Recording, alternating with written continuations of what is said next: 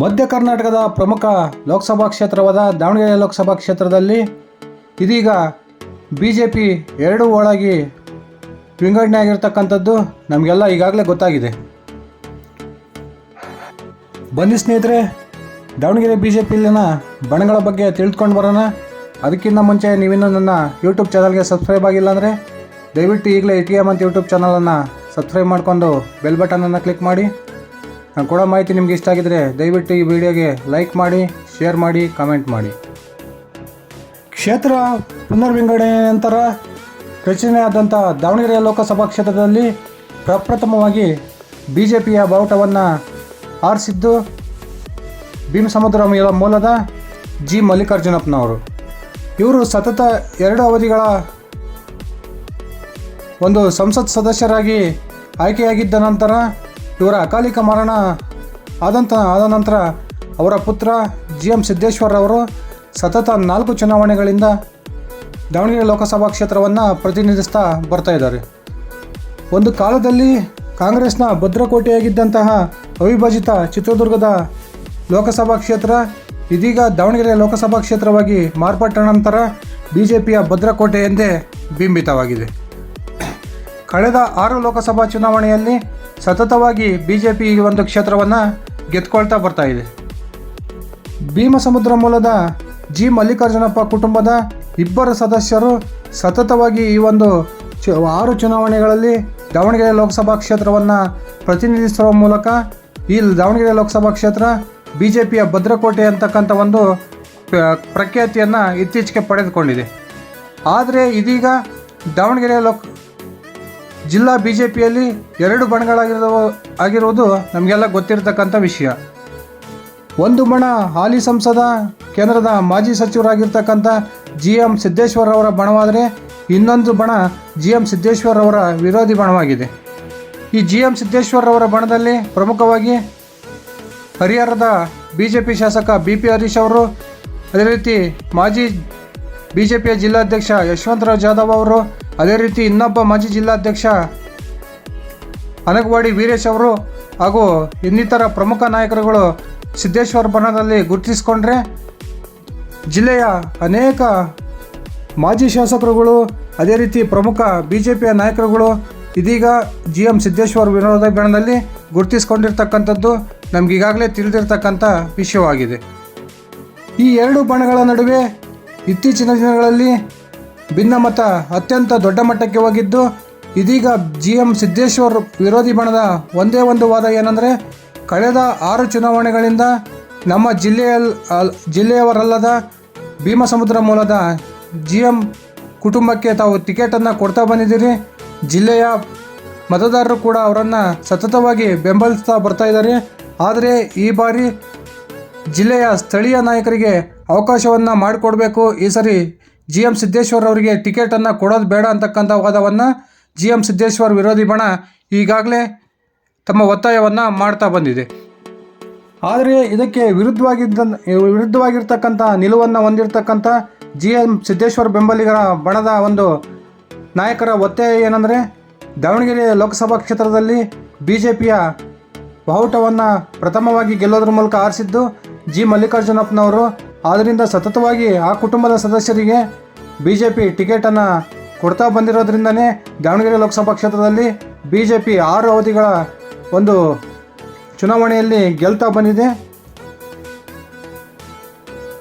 ದಾವಣಗೆರೆ ಜಿಲ್ಲೆಯಲ್ಲಿ ಅತ್ಯಂತ ಪ್ರಭಾವವಾಗಿರ್ತಕ್ಕಂಥ ಕಾಂಗ್ರೆಸ್ನ ಪ್ರಮುಖ ನಾಯಕರಾದ ಶಾಮನೂರು ಶಿವಶಂಕರಪ್ಪನವರ ಕುಟುಂಬವನ್ನು ಲೋಕಸಭಾ ಚುನಾವಣೆಯಲ್ಲಿ ಸಮರ್ಥವಾಗಿ ಎದುರಿಸಬೇಕಾದ್ರೆ GM ಸಿದ್ದೇಶ್ವರ್ ಅವರಿಗೆ ಮತ್ತು ಇನ್ನೊಮ್ಮೆ ಟಿಕೆಟನ್ನು ಕೊಡಬೇಕು ಅಂತಕ್ಕಂಥ ವಾದವನ್ನು GM ಸಿದ್ದೇಶ್ವರ್ ಅವರ ಬಣದ ನಾಯಕರು ರಾಜ್ಯದ ನಾಯಕರಿಗೆ ಮನವರಿಕೆ ಮಾಡಿಕೊಡ್ತಾ ಬಂದಿದ್ದಾರೆ.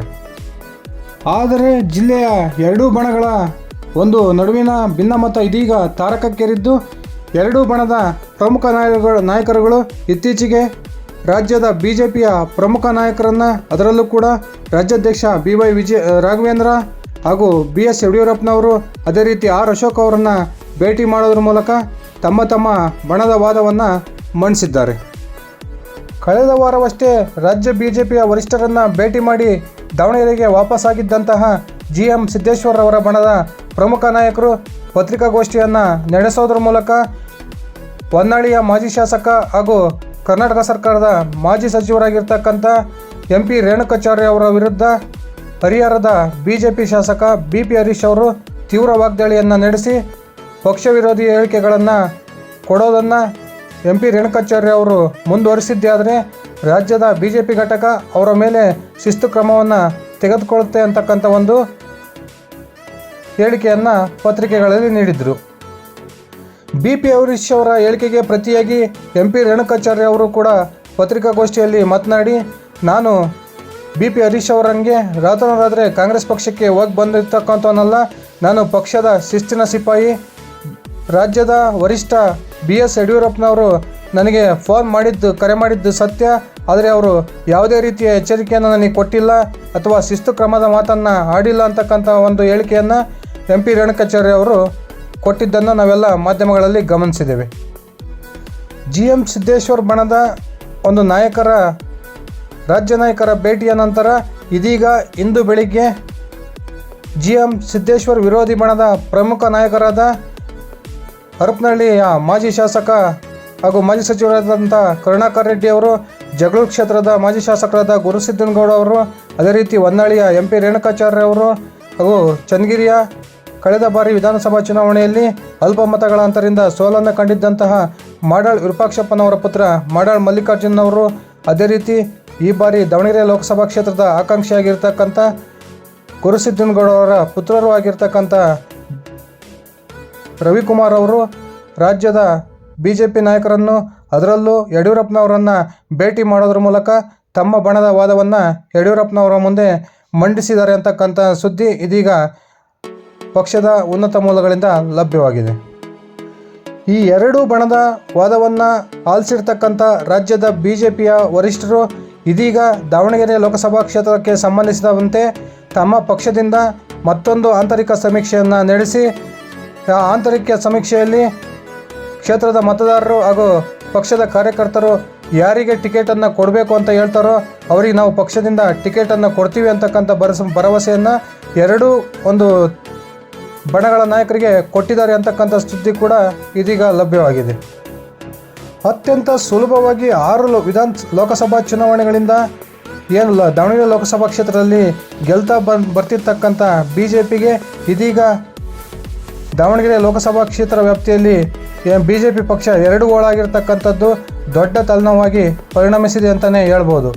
ಈ ಒಂದು 2 ಬಣಗಳ ನಾಯಕರನ್ನು ಇದುವರೆಗೂ ಕೂಡ ರಾಜ್ಯದ ನಾಯಕರು ಒಂದು ಸಂಧಾನ ಸಭೆಯನ್ನು ಮಾಡೋದ್ರ ಮೂಲಕ ಈ ಒಂದು ಭಿನ್ನಮತವನ್ನು ಬಗೆಹರಿಸ್ತಕ್ಕಂಥ ಪ್ರಯತ್ನಕ್ಕೆ ಕೈ ಹಾಕ್ತಾ ಇರೋದು ದೊಡ್ಡ ಒಂದು ಆಶ್ಚರ್ಯವನ್ನು ಉಂಟು ಮಾಡಿದೆ. ಕಳೆದ ವಿಧಾನಸಭಾ ಚುನಾವಣೆಯಲ್ಲಿ ದಾವಣಗೆರೆ ಲೋಕಸಭಾ ಕ್ಷೇತ್ರ ವ್ಯಾಪ್ತಿಯಲ್ಲಿ BJP ಪಕ್ಷದಿಂದ ಸ್ಪರ್ಧಿಸಿ ಸೋತಿದ್ದಂತಹ ಅನೇಕ ನಾಯಕರು ಇದೀಗ GM ಸಿದ್ದೇಶ್ವರ್ ಅವರ ವಿರೋಧಿ ಬಣದಲ್ಲಿ ಗುರುತಿಸಿಕೊಂಡಿರ್ತಕ್ಕಂಥದ್ದು ಕೂಡ ದೊಡ್ಡ ಆಶ್ಚರ್ಯಕ್ಕೆ ಕಾರಣ ಆಗಿದೆ.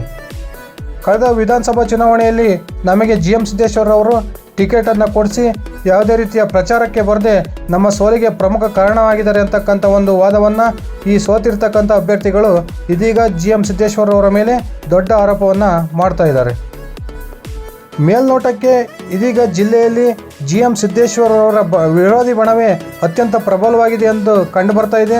ಈ ಒಂದು ಸಿದ್ದೇಶ್ವರ್ ಅವರ ವಿರೋಧಿ ಬಣದಲ್ಲಿ ಅನೇಕ ಮಾಜಿ ಸಚಿವರು, ಮಾಜಿ ಶಾಸಕರು ಹಾಗೂ ಜಿಲ್ಲೆಯ ಪ್ರಮುಖ BJPಯ ಮುಖಂಡರು ಗುರುತಿಸಿಕೊಂಡಿರ್ತಕ್ಕಂಥದ್ದು ಈಗಾಗಲೇ ನಮಗೆಲ್ಲ ಸ್ಪಷ್ಟವಾಗಿದೆ.